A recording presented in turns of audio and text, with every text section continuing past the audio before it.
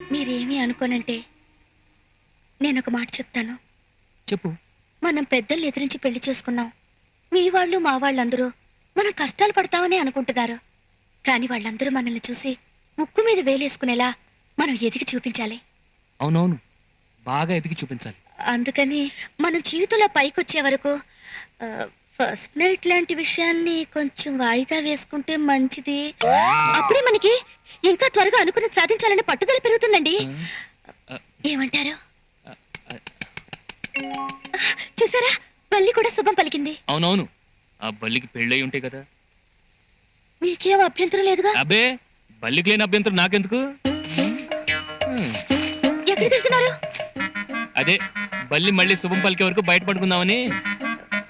First night వద్దని చెప్పాను కానీ బయట పడుకోమని చెప్పలేదుగా. ఒకే గదిలో ఉన్నా కూడా మనం నిగ్రహంగా ఉండొచ్చు. అవునవును, ఒకే గదిలో ఉన్నా కూడా మనం నిగ్రహంగా ఉండొచ్చు. స్వామియే శరణమయ్యప్ప. అదేంటి కింద పడుకుంటున్నారు? ఒకే మంచం మీద పడుకున్నా మనం నిగ్రహంగా ఉంటే ఏమీ జరగదు. చూసారా చూసారా, మళ్ళీ బలి తదాస్తు పలికింది. నే చెప్పింది కరెక్ట్ అన్నమాట. అవునవును, ఆ విషయం బల్లికి తెలుసో తెలీదో నాకు తెలియదు కానీ నువ్వు చెప్పిందే కరెక్ట్. నేను వెళ్ళి లైట్ ఆఫ్ చేసి వస్తాను. ఏమైంది? ఏమైంది స్వప్న? ఏమైంది స్వప్న?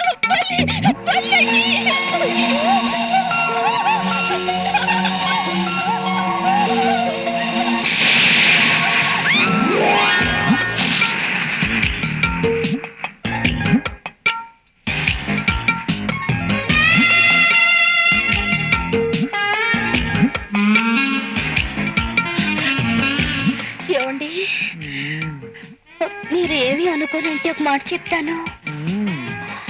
మనం ఫస్ట్ నైట్ వాయిదాని వాయిదా వేద్దాం. మరి బల్లి తల్లి? ఆహా, భలే బల్లి తల్లి, అది కూడా శుభం పలికింది. ప్రేమే శరణమయ్యప్ప.